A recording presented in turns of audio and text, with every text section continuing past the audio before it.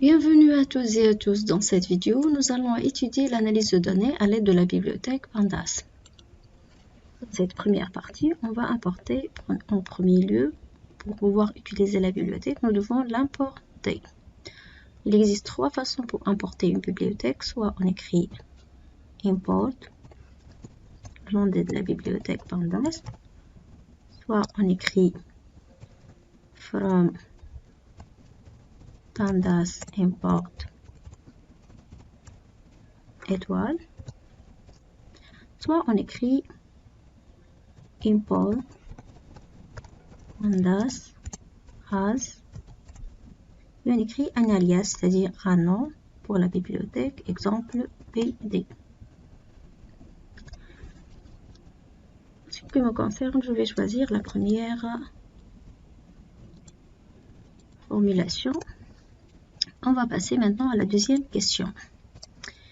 La création d'un data frame à partir de données existantes. On va charger le fichier CSV, absence.csv, dans un data frame DF. Pour pouvoir le charger, on va appeler DF, c'est notre nouveau data frame. On va utiliser la bibliothèque Pandas.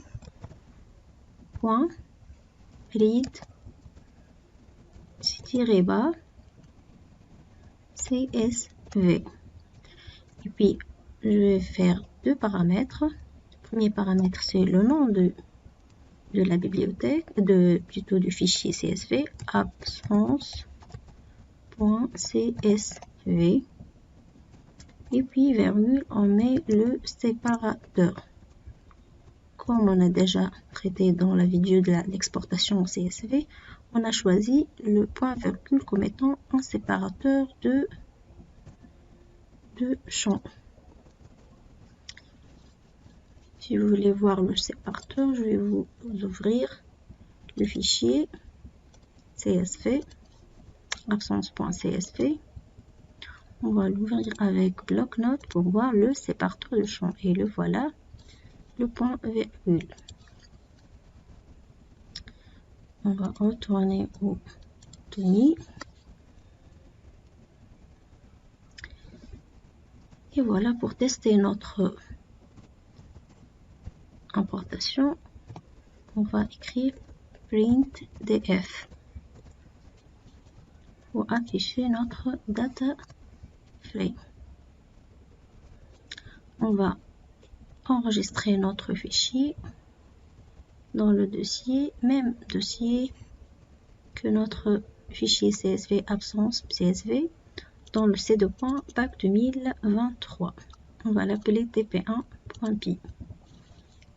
Et puis on va cliquer sur Run ou bien exécuter sur cette flèche verte.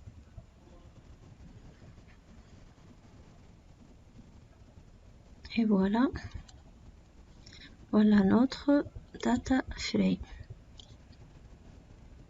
Ok, on va passer maintenant à la troisième question. Charger le fichier Excel absence.xlsx dans un data frame DF. Donc on va créer un autre data frame qui s'appelle aussi DF, mais cette fois-ci on va le charger à partir d'un fichier Excel. C'est pour cela on va écrire df égale pandas.read-bas Excel cette fois-ci.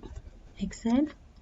On met entre parenthèses, entre deux apostrophes, le nom du fichier .xlsx, le fichier Excel. Vous pouvez mentionner exactement la feuille, mais cette fois-ci j'ai mis la feuille, le tableau dans la feuille 1. C'est pour cela j'ai pas besoin de mentionner le nom de la feuille. Normalement on écrit virgule, nom de la feuille, entre deux apostrophes. Puis je vais, pour tester, mettre print df pour voir. Je vais faire clear ici. Et puis je vais exécuter, je vais cliquer sur Run. Et voilà notre nouveau data frame qui a une source comme étant le fichier absence.xlsx. Maintenant, on va passer à la question 4, afficher les données d'un data frame. On a déjà vu, c'est la même chose, c'est copier, c'est print df. Ok.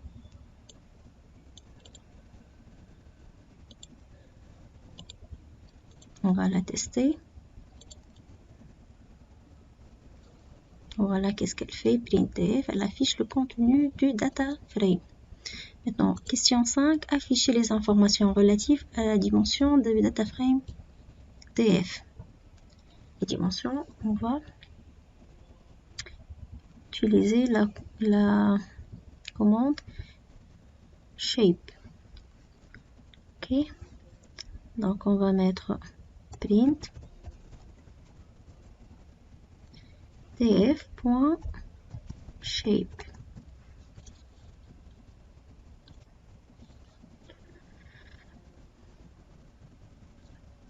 Et on va fermer le parenthèse. Et puis, on va l'exécuter pour voir. Voilà, il est composé de 5 lignes et 6 colonnes. 1, 2, 3, 4, 5, 6.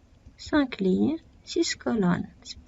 C'est ça la signification de 5,6. Puis, on va passer à la question 6, afficher les informations relatives au nombre d'éléments du data frame df. Donc, on va mettre print df.size.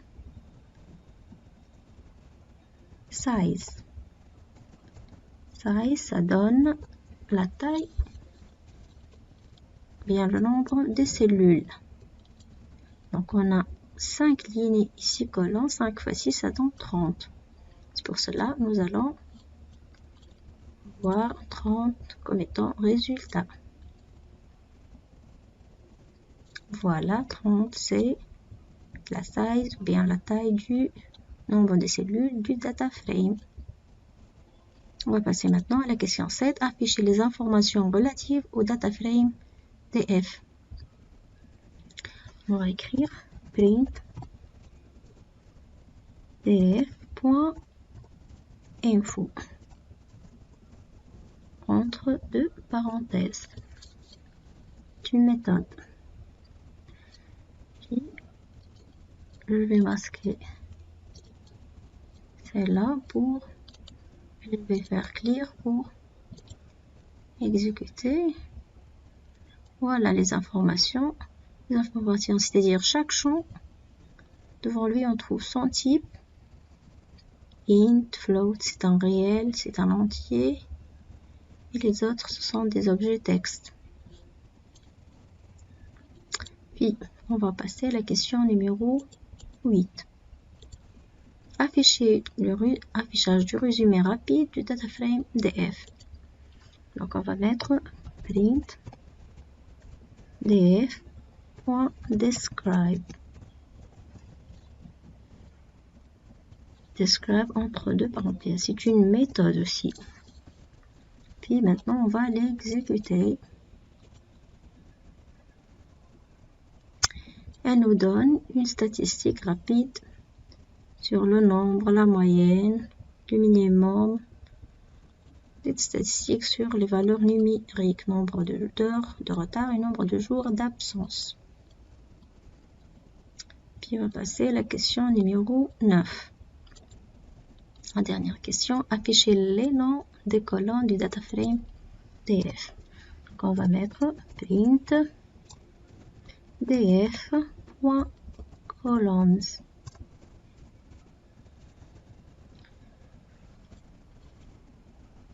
On va fermer pour le print et puis on va exécuter. Désolé, j'ai pas masqué celle-là.